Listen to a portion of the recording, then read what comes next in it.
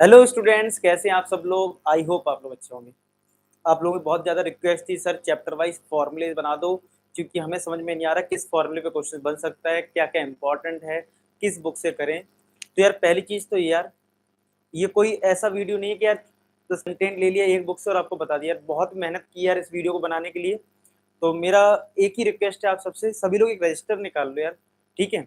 और उसमें आप हेडिंग डाल दो कि नोट्स या आप फॉर्मूले जहाँ भी लिखना चाहते हो वो रजिस्टर निकाल लो, ये सेपरेट रजिस्टर बना लो। और उसमें मैं जो चैप्टर वाइज बनाऊंगा यार उसको नोट करो, क्योंकि एक एक चीज मैं बिल्कुल बारीकी से समझाऊंगा किस टाइप का क्वेश्चन बनेगा और कौन कौन से फॉर्मूले। उससे ज्यादा एक क्वेश्चन नहीं आएगा, आप लिख लो यार। उससे ज्यादा एक चीज आपको नहीं पढ़नी उन फॉर्मूले के अलावा, समझ रहे हो जो मैं लिखवा रहा हूँ। क्योंकि पूरी रिसर्च करके हर बुक से देख के कि बोर्ड एग्जाम में क्या क्या हो सकता है, ठीक है, मैंने पूरी रिसर्च करके ये वीडियो बनाया है। और आई होप जब वीडियो का आप एंड करोगे, सारा देख लोगे एक एक चीज, आपको ये वीडियो बहुत अच्छा लगेगा। आप भी कहोगे हाँ यार सर वास्तव में सारी चीजें इसमें कवर हो गई हैं। तो यार बस इतना काम कर लेना, रजिस्टर में सारी चीजें नोट कर लेना, ठीक है। तो रियल नंबर के सारे फॉर्मूले देखने के लिए तैयार हैं आप लोग? ओके चलिए स्टार्ट करते हैं। एक तो ये सबसे पहले अगर बात करें, सबसे पहले जो फंडामेंटल थ्योरम ऑफ अरिथमेटिक। अच्छा हाँ, मैं ये जो वीडियो बना रहा हूँ उन क्वेश्चंस पे है जो बोर्ड एग्जाम एस्पेक्ट से है, जो बोर्ड एग्जाम में आएगा, ठीक है, उसके एस्पेक्ट से है, ठीक है, क्लियर। ओके चलिए, यहाँ पे है फंडामेंटल थ्योरम ऑफ अरिथमेटिक। तो यहाँ पे आपको, आपने भी देखा होगा सिलेबस में भी लिखा है फंडामेंटल थ्योरम ऑफ अरिथमेटिक। तो इस पे कौन सा क्वेश्चन बनता है कि ये फंडामेंटल थ्योरम ऑफ अरिथमेटिक क्या है। Basically fundamental theorem of arithmetic में ये होता है product of prime number is called composite number. यानी फॉर एग्जाम्पल, अगर मैं इस एग्जाम्पल की बात करूं, अगर तुमसे कोई बोले कि बताओ यार ये नंबर जो है, यानी कि मैं आपको कुछ नंबर लिख दूं 7 × 11 × 13, और मैं पूछूं ये नंबर कैसा है, तो आप बोल देना this is composite number because product of prime number, क्योंकि ये भी एक प्राइम नंबर है, ये भी एक प्राइम नंबर है और ये भी एक प्राइम नंबर है। तो अगर प्राइम नंबर का प्रोडक्ट होता है तो उसको बोलते हैं कंपोजिट नंबर। तो ये फंडामेंटल थ्योरम ऑफ अरिथमेटिक है। हो सकता है कोई ऑब्जेक्टिव क्वेश्चन इस पे बना दें, तो इस चीज को नोट कर लें, जैसे मैंने लिखा है वैसे ही नोट बना लो। अब कुछ लोग कहेंगे सर पीडीएफ सेंड कर दो, यार पीडीएफ भी कर दूंगा, लेकिन मेरी रिक्वेस्ट है आप रजिस्टर पे नोट करें, ठीक है। पीडीएफ बनाने में मुझे इसका टाइम लगेगा, क्योंकि मैंने इसको खुद मेहनत करके बोर्ड पे सारी चीजें लिखी हैं, ठीक है। तो इसका क्योंकि एक्चुअली सॉफ्ट कॉपी मिल भी नहीं सकती ना। अब आपको मैंने बताया था ना कि इस टाइम टीचर का बहुत बड़ा रोल है आपको कंटेंट निकालना, वो भी बोर्ड एक्सपेक्ट से, समझ रहे हो, बोर्ड की पॉइंट ऑफ व्यू से सारा निकालना बहुत इंपॉर्टेंट है। अब मैंने इधर से उधर से निकाला, मेरे पास जो पीडीएफ थी भी या मैंने जो बनाया था वो पूरा है कंप्लीट, तो उसको क्रॉप रॉप करने में भी बहुत टाइम लगता है, इसलिए मैंने पूरा बोर्ड पे लिख दिया है, सारी चीजें स्लाइड बना दी है इसकी, ठीक है। तो पीडीएफ बनाऊंगा फिर वो निकालना पड़ेगा सारा कंटेंट। तो मेरी रिक्वेस्ट है आप लोग रजिस्टर में नोट कर लें, ज्यादा टाइम नहीं लगेगा, 15-20 मिनट में आराम से सब कुछ कवर हो जाएगा बिल्कुल परफेक्ट तरीके से, इससे बाहर एक भी क्वेश्चन नहीं जाएगा, ठीक है। चलो, तो every composite number can be expressed as the product of prime number, ठीक है, इसी को बोलते हैं कंपोजिट नंबर। ये फंडामेंटल थ्योरम ऑफ अरिथमेटिक का पार्ट है। चलिए आगे बढ़ते हैं, ये एग्जाम्पल लिख लेना ऐसी। अच्छा, स्टैंडर्ड की बात करें, जैसे अगर पी बाई क्यू आ जाए और तुमसे क्वेश्चन दो टाइप से पूछ सकता है कि भैया ये टर्मिनेटिंग है या नॉन टर्मिनेटिंग रिपीटिंग है, ठीक है। पेपर में मतलब ऐसा कोई नंबर दे सकते हैं, पी बाई क्यू लिखा होगा, जिसमें पूछा जाएगा कि भैया ये नंबर टर्मिनेटिंग है या नॉन टर्मिनेटिंग रिपीटिंग है। तो करते क्या है ऐसे केस में, जो हमारा डिनोमिनेटर वाला पार्ट है, ठीक है, जो हमारा डिनोमिनेटर वाला पार्ट है, अगर उसमें 2 और 5 का मल्टीप्लाई है तो वो टर्मिनेटिंग होगा। अगर वो 2 और 5 का मल्टीपल नहीं है, नॉट लिखा है यहाँ पे देख लेना ऐसे ही, तो वो होता है नॉन टर्मिनेटिंग रिपीटिंग। जैसे एग्जाम्पल की बात करूं, एग्जाम्पल की बात करूं, ठीक है, लिखा है 13/2 5 की पावर 3। तो यहाँ पे 2 की पावर समथिंग है, 5 की पावर समथिंग है, तो ये टर्मिनेटिंग होगा, टर्मिनेटिंग होगा, ठीक है। और यहीं पे अगर यही सेम क्वेश्चन हो जाए 13 ठीक है, यहाँ पे 2 की पावर 3 इंटू 7 आ जाए, तो ये होगा non terminating, non terminating and repeating. क्या होगा? नॉन टर्मिनेटिंग एंड रिपीटिंग हो जाएगा ऐसे केस में, नॉन टर्मिनेटिंग रिपीटिंग। अच्छा, कई बार एक डाउट आ जाता है, जैसे मान लो फॉर एग्जाम्पल ऐसा आ जाए 13/2 की पावर 2, बस ये आ जाए 13 ऊपर कुछ भी हो सकता है, ठीक है, ऊपर से परेशान मत होना सर आपने 13 ही क्यों लिख रखा है, कुछ भी हो सकता है। 13/5 की पावर 3 ऐसा कुछ लिखा हो तो याद रखना अकेला 2 होगा तब भी टर्मिनेटिंग होगा, ठीक है। अकेला 5 होगा तब भी वो टर्मिनेटिंग होगा, तब भी वो टर्मिनेटिंग होगा, ठीक है। आई बात समझ में, यानी अकेला 2 तब भी टर्मिनेटिंग, अकेला 5 तब भी वो टर्मिनेटिंग, दोनों ही केस में वो टर्मिनेटिंग होगा। आई बात समझ में सबको, क्लियर है? ओके, तो इस केस में यानी कह सकते हो टर्मिनेटिंग के टोटल 3 केस हैं, अकेला 2, अकेला 5 और 2 and 5, और उसके अलावा जो भी केस हैं चाहे फिर वो 7 आए तो वो होता है नॉन टर्मिनेटिंग रिपीटिंग। इस टाइप का क्वेश्चन बन सकता है, ठीक है, क्लियर। एक और आता है कि कितने डेसिमल पॉइंट पे टर्मिनेट करेगा, तो याद रखना जो 2 और 5 की हाईएस्ट पावर होगी ना उतने डेसिमल पॉइंट पे टर्मिनेट करेगा। अगर यहाँ पे 3 है ना हाईएस्ट तो 3 डेसिमल पॉइंट, इसका आंसर क्या हो जाएगा 3 डेसिमल पॉइंट। तो ये भी क्वेश्चन बनता है ऑब्जेक्टिव में। तो ये चीजें हैं, तो आप इसी तरीके से ऐसे नोट कर लेना शॉर्ट नोट्स में और ऐसे ही एग्जाम्पल लिख लेना, ऐसे ही एग्जाम्पल लिख लेना, क्लियर। चलिए आगे बढ़ते हैं। इस पे तो यार आपने बहुत क्वेश्चन किए होंगे। एक स्टैंडर्ड हमारे पास है HCF into LCM equal to product of two numbers, ठीक है। तो ये एनसीईआरटी में भी क्वेश्चन दे रखा है, तो ये इस पे प्रैक्टिस जरूर कर लेना। मैं यही बोलूंगा कि ये वेरी वेरी इंपॉर्टेंट है, ठीक है, क्लियर। अच्छा हाँ, एक चीज और, जिन बच्चों ने टेलीग्राम ज्वाइन नहीं करा है तो टेलीग्राम ज्वाइन कर लेना। जो बच्चे नए देख रहे हैं वीडियो, उस पर मैं सारी पीडीएफ अपलोड कर देता हूँ, जितनी भी इंपॉर्टेंट जो भी मैं वीडियो बनाता हूँ उसका पीडीएफ आपको वहाँ पे मिल जाता है, तो आप जरूर ज्वाइन कर लेना, ठीक है। तो ये बहुत इंपॉर्टेंट फॉर्मूला है। चलिए, तो ये दो फॉर्मूले थे, ये जो दो फॉर्मूले हैं यहां तक एनसीईआरटी में दे रखा है, इसके आगे आपको नहीं मिलेगा। सिलेबस के अकॉर्डिंग बात करूं, अब जो मैं आपको आगे बता रहा हूं ये जो है स्टैंडर्ड बुक से मैंने लिया गया है, लेकिन हाँ इंपॉर्टेंट है, ठीक है। मैं ऐसा भी नहीं कहूंगा कि यार बहुत ज्यादा चांसेस इस बार आ ही जाएगा, ऐसा भी नहीं है, लेकिन हाँ जैसे हम लोग ज्यादा पढ़ाई करते हैं ना थोड़ी सी एक्स्ट्रा, जैसे आप लोग आरडी शर्मा लगाते हो या मार्क्स बूस्टर लगा रहे हो, तो उसके बेसिस पे हमें कितना नॉलेज होना चाहिए फिलहाल इस सिलेबस के अकॉर्डिंग, वो चीज मैं थोड़ा सा एक्स्ट्रा करवा रहा हूँ, ठीक है। तो सब लोग नोट कर लो कि फिर इसके बाद आपको कुछ नहीं पढ़ना है। चलिए, एचसीएफ पे एक क्वेश्चन बन सकता है, ठीक है। तो एचसीएफ पे टोटल अगर बात करें 3 केस होते हैं, 3 से ज्यादा नहीं होते हैं। 3 टाइप का क्वेश्चन बन सकता है। क्या बन सकता है 3 टाइप का क्वेश्चन?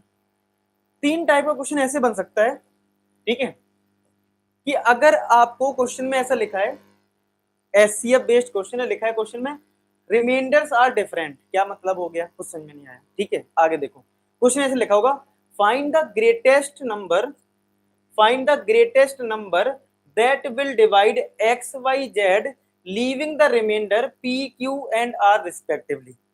क्या मतलब इसका, कि तुम्हें ऐसा बड़े से बड़ा नंबर निकालना है और जब भी ग्रेटेस्ट वर्ड लगा हो समझ जाना कि एचसीएफ लेना है, लीस्ट लिखा हो समझ जाना एलसीएम निकालना है। तो लिखा है find the greatest number that will divide, किसको डिवाइड करेगा एक्स वाई जेड को, तो इसका मतलब है एचसीएफ वाला क्वेश्चन है। और उनके रिमाइंडर भी दे रखे हैं कि वो रिमाइंडर क्या देंगे, पी क्यू आर, यानी हमारे पास जो 3 नंबर है ना उनसे जो ग्रेटेस्ट नंबर निकालना उसमें रिमाइंडर भी है पी क्यू आर। तो इस क्वेश्चन का जो आंसर तुम्हें देना है वो क्या है, required number equal to HCF of, जो पहला नंबर एक्स है ना उसमें ये पी माइनस कर देना, यानी पहले नंबर का पहले रिमाइंडर से माइनस कर लो, दूसरे नंबर का दूसरा रिमाइंडर माइनस कर दो, तीसरे नंबर से तीसरा रिमाइंडर माइनस कर दो, जो रिजल्ट आएगा उसका तुम्हें एचसीएफ लेना होगा, ठीक है। इसको और क्लियर करने के लिए एक एग्जांपल देख लेते हैं। क्या है question, greatest number that will divide this this this leaving remainder this this this, यानी रिमाइंडर जो है वो डिफरेंट है और ये 3 नंबर है। तो क्या है, 290 एक नंबर है, एक तुम्हारे पास 460 नंबर है और एक तुम्हारे पास 552 है, ठीक है। ये 3 नंबर हैं, इनके ये रिमाइंडर है। तो अगर हम इस लॉजिक को देखें, इस फॉर्मूले को देखें, तो फॉर्मूला क्या कहता है कि आपको एचसीएफ लेना है लेकिन हर नंबर में से उसका रिमाइंडर माइनस कर लो। देखो, पहला नंबर एक्स था तो उसका रिमाइंडर माइनस कर दिया, दूसरा नंबर वाई था तो उसका रिमाइंडर माइनस कर दिया, ऐसी तीसरे के साथ। तो इसका मतलब है 290 में पहला रिमाइंडर 4 माइनस कर लो, ठीक है, 460 दूसरा नंबर है, रिमाइंडर 5 है माइनस कर लो, और तीसरे नंबर में 6 माइनस कर लो। अब जो ये 3 नंबर यहाँ पे आएंगे उनका तुम्हें क्या लेना होगा, एचसीएफ लेना होगा। इसका सॉल्यूशन आगे मैंने कर रखा है, तीनों का माइनस कर लिया, ये जो 3 नंबर आए इसका एचसीएफ लेना है। मैंने वीडियो सोचा वीडियो बहुत बड़ा हो जाएगा अगर मैं आपको एचसीएफ निकाल के दिखाऊंगा। आई होप एचसीएफ निकालना सबको आता होगा, निकाल के देख लो, ठीक है, वीडियो को पॉज कर दो और निकाल लो। तो 13 इसका आंसर आएगा। समझ में आ गया क्वेश्चन? समझ में आया? मैं फिर से बता देता हूँ, क्या बताया मैंने कि अगर 3 नंबर हैं और ग्रेटेस्ट नंबर पूछ रहा है और तीनों के अलग अलग रिमाइंडर हैं, तो रिमाइंडर को माइनस कर दो और एचसीएफ ले लो, सिंपल, ठीक है। आई होप क्लियर है। चलो नेक्स्ट करते हैं, सेकंड केस सेम है। वैसे क्या लिखा है क्वेश्चन में? Greatest number that will divide X Y Z leaving remainder R in each case. Second case में नंबर वही है एक्स वाई जेड, लेकिन इस बार रिमाइंडर सेम मिल रहा है, तो कोई दिक्कत नहीं है, सबका रिमाइंडर माइनस कर दो, सेम रिमाइंडर माइनस कर दो। तो देखो क्या फिर से करना होगा, एचसीएफ, एक्स में से आर माइनस कर दिया, वाई में से भी आर माइनस कर दिया, जेड में से भी आर माइनस कर दिया। पिछली बार क्या था? पिछली बार हमारा रिमाइंडर डिफरेंट था, तो रिमाइंडर डिफरेंट माइनस कर दिया, सेम आ जाए तो सेम माइनस कर देना, खेल खत्म। आई बात समझ में? ठीक है, तो ये इस टाइप का क्वेश्चन होगा जब केस 2 में क्या होगा, रिमाइंडर आर सेम। अगर रिमाइंडर सेम है और तुमसे ग्रेटेस्ट नंबर पूछ रहा है तो इस तरीके से आप कर लेंगे, ठीक है। तो जरा जरा इस पे क्वेश्चन देख लो। Find the greatest number which can divide this leaving remainder 2 in each case। फिर से ग्रेटेस्ट नंबर है, 3 नंबर है, 2 रिमाइंडर है सब में, तो क्या करोगे, ये जो 2 है सब में माइनस कर दो और एचसीएफ ले लो, ठीक है। ये है सॉल्यूशन। देखो ये 3 नंबर थे, ये वाला और ये वाला, इन सभी में 2 माइनस कर दिया तो तुम्हारे पास ये 3 नंबर आ गए। एचसीएफ लेके देख लेना, 4 आ जाएगा। वीडियो को पॉज करो, तुरंत करो और नोट करो रजिस्टर में यार, ठीक है। ऐसे काम नहीं चलेगा, क्योंकि यार आप देख रहे हो कितनी ये लिखा है सब, मैंने आपके लिए मेहनत करी है यार कि बच्चों को भटकना ना पड़े। बड़ा दुख लगता है यार, है सिंपल लेकिन बच्चे भटक रहे हैं, ये पढ़ रहे हैं वो पढ़ रहे हैं, कुछ मतलब नहीं है, कुछ मतलब नहीं। जो मैं बता रहा हूँ उतना करते जाओ बस, ठीक है। आई बात समझ में? चलो 2 केस हो गए, एक और केस है लास्ट केस में क्या है, पहले दूसरे में दोनों में रिमाइंडर दिए थे, एक बार डिफरेंट थे एक बार सेम थे, इस बार रिमाइंडर नहीं दे रखा है, बस बोल दिया रिमाइंडर सेम है। क्वेश्चन क्या है, greatest number that will divide X Y Z leaving same remainder, बस लीविंग सेम रिमाइंडर छोड़ दिया, बाकी बताया नहीं रिमाइंडर क्या है, ठीक है। ऐसे केस में क्या करना है, 3 जो तुम्हारे पास नंबर है एक्स वाई जेड, इस बार तुम्हें एचसीएफ लेना होगा किसका, एक्स माइनस वाई का, comma Y minus Z, comma Z minus X. यानी कि पहले 2 नंबर का डिफरेंस निकाल लो, फिर दूसरे तीसरे का डिफरेंस निकाल लो, मतलब ये 3 नंबर है एक्स वाई जेड, पहले इन दोनों का डिफरेंस निकालो, एक रिजल्ट आएगा, कॉमा फिर इन दोनों का डिफरेंस निकालो, एक रिजल्ट आएगा, फिर इन पहले और तीसरे का निकालो, एक रिजल्ट आएगा, फिर इन तीनों का लेना है एचसीएफ। अच्छा कुछ लोग कहेंगे सर ये क्या लगा रखा है, ये मॉड बोलते हैं। क्या बोलते हैं? मॉड। ये क्यों लगाते हैं समझ लो। मान लो तुम्हारा ये 3 है, ठीक है, ये 13 है और ये मान लो 24 है लेट्स से, तो तुम अगर x माइनस वाई करोगे तो ये माइनस का 10 आ जाएगा। तो मैंने ये मॉड लगा रखा, यानी कि नेगेटिव नंबर को भी तुम पॉजिटिव लोगे, यानी अगर तुम्हारे पास एक्स वाई का डिफरेंस जो है नेगेटिव अगर आए तो भी तुम इसको पॉजिटिव लोगे, मॉड है, इसको मॉड बोलते हैं। मॉड का मतलब रिजल्ट पॉजिटिव हो जाएगा, इतना मतलब है। यानी कहने का मतलब ये है कि 3 नंबर जो हैं तुम्हारे, ठीक है, पहले दूसरे का डिफरेंस करो, दूसरे तीसरे का और तीसरे पहले का, उनका जो रिजल्ट है उनका एचसीएफ लेना है। अगर नंबर नेगेटिव आ जाए डिफरेंस का तो उसको भी पॉजिटिव लेना, बस ये शो कर रहा है। तुम मत लगाना ये मॉड, अगर नहीं समझ में आ रहा तो मत लगाना, ध्यान ये रखना कि नंबर पॉजिटिव लेना, ठीक है। चलो इस पे अब क्वेश्चन देख लेते हैं। Find the greatest number that will divide this so as to leave same remainder. इसमें रिमाइंडर नहीं दे रखा है, बोल दिया सेम रिमाइंडर है, तो क्या करना है, देखो पहले 2 नंबर का डिफरेंस किया, फिर दूसरे तीसरे का करा, तीसरे पहले का करा, ये 3 नंबर मिले। हालांकि इन दोनों का डिफरेंस नेगेटिव आ रहा है, मैंने क्या लिखा, पॉजिटिव, इसका भी नेगेटिव आ रहा है लेकिन क्या लिखा, पॉजिटिव, ये तो ठीक है। आई बात समझ में? तो अल्टीमेट फिर एचसीएफ ले लेना, 45 आ जाएगा। कर लो, वीडियो को पॉज करो, करना है, ठीक है। चलो बस एचसीएफ में इससे ज्यादा नहीं पूछ सकते बोर्ड एग्जाम में। अच्छा अब आ जाओ एलसीएम पे। एलसीएम में दो टाइप का केस बनता है, ठीक है, और इसमें लैंग्वेज होती है लीस्ट नंबर। क्या होती है लैंग्वेज? Least number. क्या लिखा होगा? Find the least number when divided by X Y Z, leave the remainder R in each case. यानी रिमाइंडर आर है, रिमाइंडर क्या है? आर है। अब एक चीज और मैं तुम्हें बताता हूँ, इस वीडियो को देखने के बाद मैंने इसलिए एग्जाम्पल भी लिया। अगर मैं तुम्हें सिर्फ थ्योरी बताता ना तो पक्का तुम्हें कुछ भी समझ में नहीं आता, एक भी एग्जाम, ये एक भी चीज केस समझ में नहीं आते। इसलिए मैं हर केस का एग्जाम्पल भी लिखा और मुझे बड़ी मेहनत करनी पड़ी इसके लिए, ठीक है। इसलिए तुम भी थोड़ी मेहनत कर लेना इसको लिखने के बाद, प्रॉपर एग्जाम्पल, और उसको एक बार रिवाइज भी करना। रिवाइज जरूर करना, पता चले रिवाइज ही नहीं करा, सब भूल गए, ठीक है। तो लीस्ट नंबर निकालो, यानी एलसीएम लेना पड़ेगा। तीन नंबर है एक्स वाई जेड और रिमाइंडर सेम है, तो बहुत आसान है, तीनों नंबर का एलसीएम ले लीजिए और रिमाइंडर को ऐड कर दीजिए, ठीक है। अब देखो ये क्वेश्चन है, what is the smallest number that when divided by this this this leaving the remainder 7। आसान है, तीन नंबर है, लीस्ट नंबर निकालना है, रिमाइंडर 7 है, तो क्या करोगे? इन तीनों का ले लोगे एलसीएम और रिमाइंडर ऐड कर देना। तो देखो एलसीएम लिया तीन नंबर का, ऐड कर दिया 7 को। अब एलसीएम तुम निकाल लेना यार, 3640 आएगा, 7 ऐड कर देना, आंसर आ जाएगा 3647, ठीक है। तो याद रखना, बस लास्ट केस है एलसीएम का, जो सेकंड केस है वो लास्ट है। ये थोड़ा सा डिफिकल्ट लगता है बच्चों को, क्या लिखा है जरा पढ़ लेते हैं। when remainder and when remainder are different for different divisors but respectively difference between divisors and remainders are remains constant, तब हमें क्या निकालना होगा?